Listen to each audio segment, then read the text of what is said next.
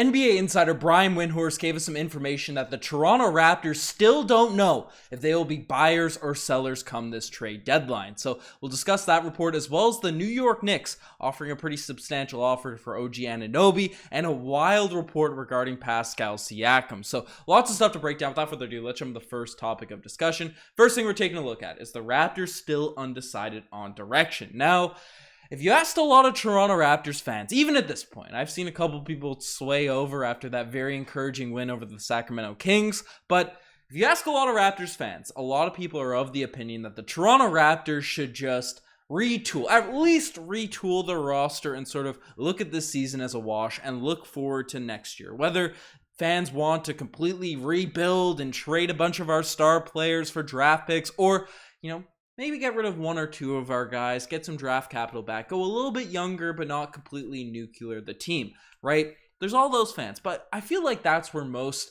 Toronto Raptors fans, at least at this point, sort of stand. Even the ones that really want to see this team win, don't want to see this team tank, right? Those are the two buckets I see a lot of Raptors fans sort of be in. But Brian Windhorst has come out and said the Toronto Raptors front office and league executives around the NBA aren't sure whether or not the Raptors will be buyers or sellers. So basically, the Raptors have just begun a 7-game Western Conference road trip, and that's what the whole league is watching because they have kind of indicated that they're going to wait until the last week before the trade deadline to decide the direction they're going to go, according to Brian Windhorst. Now, we heard the reports a few months ago or a couple months ago that mid-January is when the Toronto Raptors would sort of decide that what direction they'd want to go in, if fireworks would happen amongst the team. And then we got a report last week that sort of said, the Raptors are going to wait till the end of January, but now Brian Windhorst is saying the Raptors keep pushing it back and haven't decided on the direction. Now, I'm sure with all of the reports, all of the rumors, everything that's come out, right, the Masai Ujiri is not sitting back, putting his feet up, and then going to do all his work in like 5 days. He's talking to other teams, but they haven't fully decided on what direction they're going to go. So, what are you guys feeling? I just don't know at this point, right? Like, do we do a win now move, acquire Jakob Poeltl? A lot of people are roasting, Masai Ujiri's potential for trading away our first round pick for a washed veteran, right? I've seen that tweet and meme go around Reddit, Twitter, left, right, and center. But it's is this encouraging? Are you happy about this news? Sad about this news? Let me know in the comment section below. But the next thing we're taking a look at is the New York Knicks offering multiple first-round picks for OG Anunoby. Now, there's been a bunch of smoke about the Knicks being interested in OG over the past couple weeks.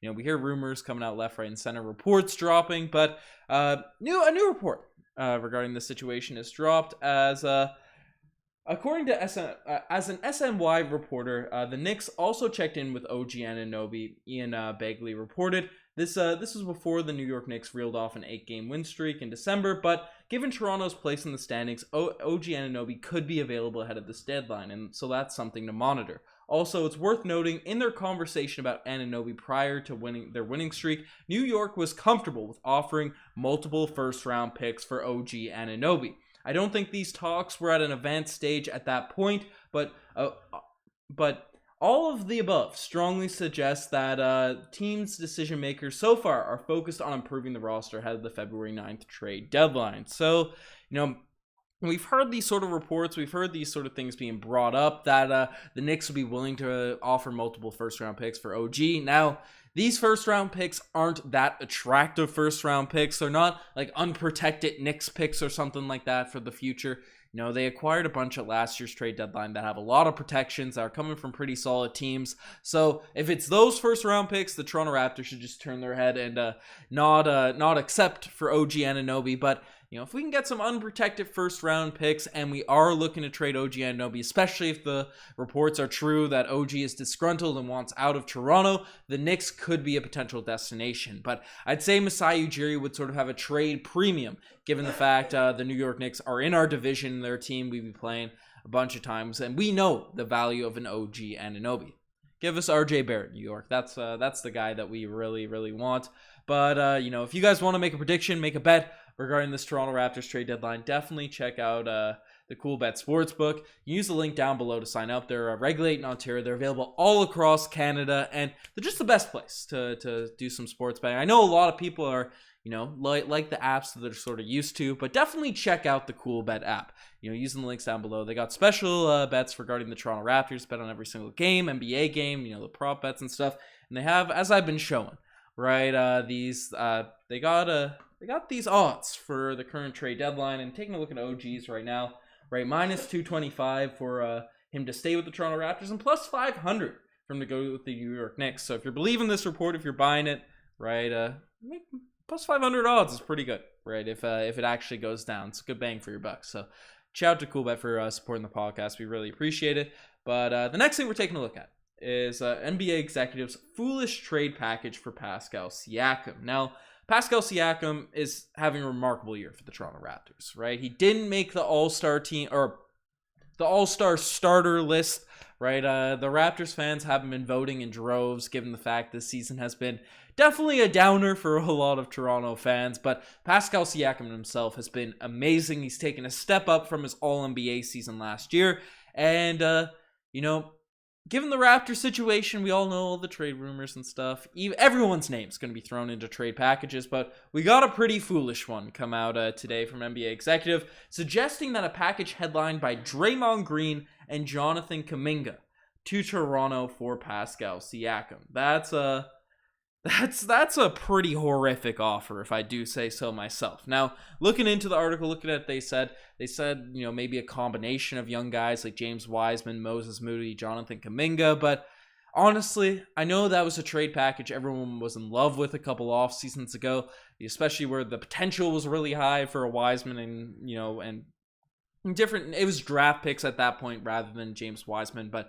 While I'm still pretty high on Kuminga, James Wiseman has not been that great for the Golden State Warriors. Moses Moody is getting DMPs for Golden State. He's down in the G League right now. These two guys aren't Pascal Siakam level return prospects. They're not two dudes that you say, hey, we give up our franchise all-NBA forward for, right? That's not the dudes that you'd be interested in picking up. So, I think it's a foolish package. And then Draymond Green, who's looking for a big contract himself this summer, not what we're trying to see. Not what we're trying to see from the Toronto Raptors if we're going to be making a trade for Pascal Siakam. If a deal is to be made for Pascal, it's got to be a haul. It's got to be more to the level of the rumored packages for KD this summer rather than even like a DeJounte Murray packages. I want multiple unprotected first round picks from a bad organization, as well as some young players and some decent guys. Like, I don't want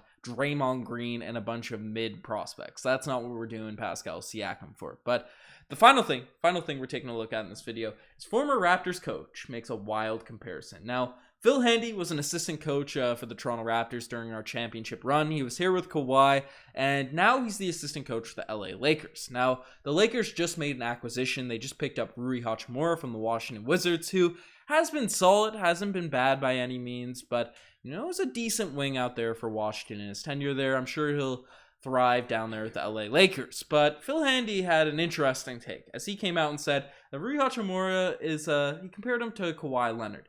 Reminds me of this guy I coached in Toronto. Now, he's, the context, he's referring to Kawhi Leonard, but, maybe a young OG Anunoby would even be a stretch at that point, comparing Rui Hachimura to, maybe he's talking about Jody Meeks. I feel like those are more realistic comparisons that, Kawhi Leonard, who was looking like one of the NBA GOATs when he was playing for the Toronto Raptors.